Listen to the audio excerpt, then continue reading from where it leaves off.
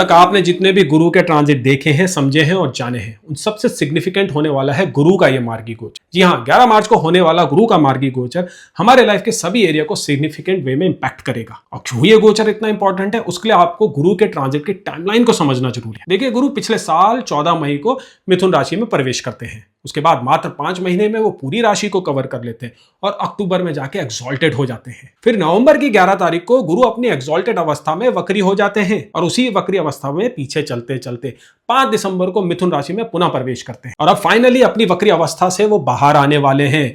तो कितना complex transit रहा है ये अब तक गुरु का, और इसका प्रभाव आपने अपने ऊपर भी देखा होगा, अपने परिवारजनों के ऊपर भी देखा होगा और दुनिया में भी आप देख ही रहे हैं कि कितनी खलबली मची हुई है। अब गुरु के मार्गी होते ही हमें कुछ आराम पड़ेगा। जो काम अब तक अटके हुए थे वो पूर्ण होंगे, जो प्रोसेस पीछे क्रिएट हुआ था उसका हमें रिजल्ट मिलेगा, चीजें फाइनली शेप अप होने लगेंगी। और वैसे भी गुरु 2 जून को एक्सॉल्टेड होने जा रहे हैं, तो गुरु के एक्सॉलेशन का जो अच्छा प्रभाव हम लोगों के ऊपर होने वाला है उसके जो बीच है उसका जो आधार है इसी ड्यूरेशन में डलेगा। जी हाँ, मार्च 11 से लेके 2 जून का पीरियड काफी इंपॉर्टेंट है हम सभी के लिए। और आज के इस वीडियो में इन्हीं बातों को मैंने समझाया है, बतलाया है। तो धनु राशि वालों, धनु लगन वालों, गुरु तो देख ले आपके लिए लगन के मालिक हैं। गुरु आपके 4th हाउस को भी रूल करते हैं।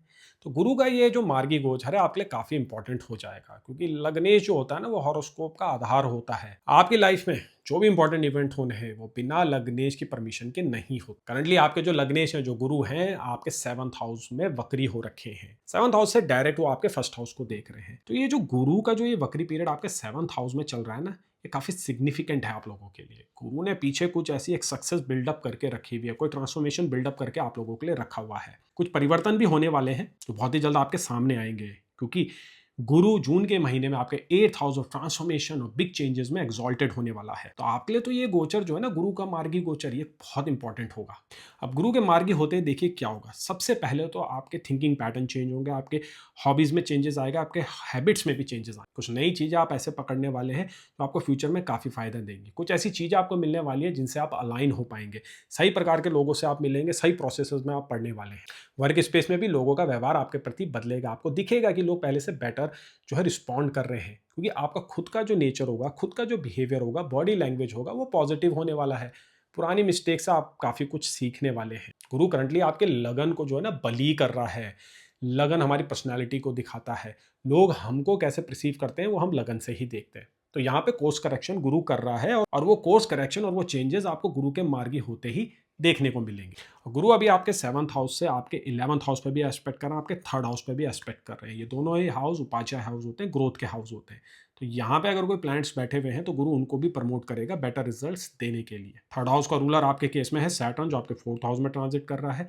11th हाउस का रूलर है वीनस, जो अभी एक्सॉल्टेड हो रखा है। मार्च के अधिकांश समय 11th house Lord Venus exalted होने वाले हैं और इन दोनों का यूनियन असल में आपके 4th हाउस में हो रखा है। तो काफ़ी यूनिक सी सिचुएशंस बन रही हैं और ये सिचुएशंस ये दिखा रही हैं कि इस पीरियड में आपको इंपॉर्टेंट फैसला लेने वाले हैं। अपने रेसिडेंस कह रहा हूँ, या तो रेसिडेंट चेंज होते हुए दिखाई दे रहा है, कंट्री चेंज होते हुए दिखाई दे रही है, या स्टेट चेंज होते हुए दिखाई दे रहा है। क्या चेंज होगा, किधर आप जाएंगे, वो आपके नेटल हॉरोस्कोप के ऊपर डिपेंड करने वाला है। कौन सी महादशा चल रही है, कौन सी अंतरदशा चल रही है, उसका भी एक बहुत बड़ा रोल होने वाला है। लेकिन चेंजेस होना निर्णायक है। यही गुरु का जो एस्पेक्ट इन 2 हाउसेस पे पड़ रहा है और इनके जो 2 रूलर का जो है यूनियन आपके 4th हाउस में हुआ है, वो ये भी इंडिकेट कर रहा है कि इस पीरियड में आप किसी प्रॉपर्टी में इन्वेस्ट कर सकते हैं, किसी घर में, किसी गाड़ी में, या किसी महंगे गैजेट या इवन ज्वेलरी में भी इन्वेस्ट कर सकते हैं। इवन दो गोल्ड काफ़ी एक्सपेंसिव हो गया, सिल्वर भी हमारी रीच से बाहर जा रहा है, बट आपकी कैपेबिलिटी इतनी रहेगी कि आप कुछ इन्वेस्टमेंट कर पाएँ। तो गुरु का ये गोचर काफ़ी जो है ना इंपॉर्टेंट हाउसेस को एक्टिवेट कर रहा है आप लोगों के केस में, और लाइफ के हर एरिया को ये डीपली इंपैक्ट करने वाला है।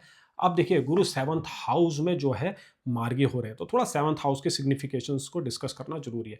7th हाउस आपकी मैरिज का होता है, आपके स्पाउस की कंडीशंस का होता है। स्पाउस आपकी तरफ कैसे बिहेव कर रहा है, आपके घर में कैसा माहौल चल रहा है, शादी के कैसे हालात हैं, हम 7th हाउस से ही देखते हैं। तो करंटली अगर आप अनमैरिड हैं, आप फीमेल हैं, तो आपके लिए बहुत अच्छी न्यूज़ है। गुरु के मार्गी होते ही आपके पास एक रिश्ता आने वाला है। मैरिज में जो इश्यूज आप फेस कर रहे थे, स्पाउस का जो बैड बिहेवियर था, वो भी चेंज होगा। स्पाउस को प्रमोशन भी मिलते हुए दिखाई दे रहा है, स्पाउस की इनकम में भी गेन होते हुए दिखाई दे रहा है। तो कंबाइंड इनकम घर की बेटर हो जाएगी। 7th हाउस ना पार्टनरशिप का होता है, वो डोमेस्टिक भी होती है, बिजनेस भी होती है। तो इस पीरियड में आपकी जो लाइन ऑफ कम्युनिकेशन है स्पाउस के साथ, जो टर्म्स एंड कंडीशन है, वो भी क्लियर होने वाली है। स्पेशली फाइनेंसिस के अराउंड कुछ एक मेजर डिसीजन लिया जाएगा, कुछ बाउंड्री सेट भी करी जाएंगी। कुछ इन्वेस्टमेंट प्लान्स भी डाले जाएंगे जो फ्यूचर में आपको बहुत अच्छा रिजल्ट देंगे। अगेन रिपीट कर रहा हूँ, गुरु आने वाले समय में आपके 8th हाउस में एक्सॉल्टेड होने वाले हैं, तो जॉइंट एसेट्स के अराउंड अभी से कुछ बात होने लग जाएगी, इनहेरिटेंस के अराउंड भी कुछ बातें होने लगेंगी, कुछ कॉन्ट्रैक्ट्स भी साइन होंगे। ये चीज बिजनेस के पॉइंट ऑफ व्यू से काफी इंपॉर्टेंट है। अगर पार्टनरशिप में आपके कोई इश्यूज चल रहे थे तो वो रिजॉल्व होंगे। गुरु इस बार आपसे पॉजिटिव स्टेप लेने के लिए आपको मजबूर कर देगा। काफी अच्छा समय है ये कोर्स करेक्शन करने के लिए, कॉन्ट्रैक्ट्स को साइन करने के लिए, नेगोशिएशन करने के लिए, ताकि आपको फ्यूचर में इनका फायदा हो सके। ये ट्रांजिट आपको प्रिपेयर करा रहा है फ्यूचर के लिए। ये ट्रांजिट आपसे स्टेप दिलवा रहा है जिनका फायदा आपको फ्यूचर में ही मिलेगा। इमीडिएट इंपैक्ट भी है, लेकिन इसके ज़्यादातर इम्पैक्ट लॉन्ग टर्म वाले हैं और काफ़ी पॉजिटिव हैं। स्लोली स्लोली चीज़ें बिल्डअप होंगी क्योंकि शनि आपके अभी 4th हाउस में ट्रांजिट कर रहे हैं। 4th हाउस से वो आपके लगन को भी देख रहे हैं, तो बहुत अच्छा कुछ बिल्डअप हो चुका है आपके लिए और अब आपको एक एक करके रिजल्ट मिलने वाले हैं। लाइफ चेंज होने वाली है आप लोगों के लिए। बस जरूरत है तो सही महादशा और सही अंतरदशा की। ज्योतिष में बहुत सारे फैक्टर एक साथ काम कर रहे होते हैं। सभी फैक्टरों का एक ही दिशा में देखना, एक ही दिशा में इंडिविजुअल को ले जाना, वही तय करता है कि आपकी लाइफ में फाइनली क्या होगा। और गुरु काफी इंपॉर्टेंट रोल प्ले करते हैं आपकी हेल्थ के ऊपर, क्योंकि वो लग्नेश है।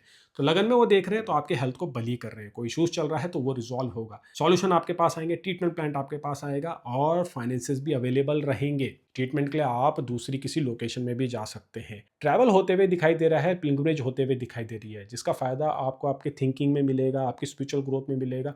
ओवरऑल माइंडसेट आपका पहले से बेटर होने वाला है। गुरु आपको अपग्रेड करने वाला है, ट्रांसफॉर्म करने वाला है। तो फिजिकल लुक में भी चेंजेस आएंगे, अपीयरेंस आपकी पहले से बेटर हो जाएगी, आपके हेयर की क्वालिटी बढ़ जाएगी, आपकी स्किन पहले से शाइनी हो जाएगी और फूड हैबिट्स में भी बहुत पॉजिटिव बदलाव आप लेके आने वाले हैं। तो मिस मत कीजिएगा इस गोचर को, काफी मेजर इंपैक्ट है आप लोगों के ऊपर। रेमेडीज में आप क्या कर सकते हैं? रेमेडीज में कोशिश कीजिएगा अपने गुरु को जो है मजबूत कीजिए, जिसके लिए आप अपने इंडेक्स फिंगर में येलो सफायर पहन सकते हैं, ज्योतिष क्वालिटी का होना चाहिए। उसी के साथ विष्णु सहस्त्रनाम का भी पाठ कीजिए। अक्षय तृतीया के दिन या तो खुद से कीजिए या किसी सुयोग्य पंडित से करवाइएगा।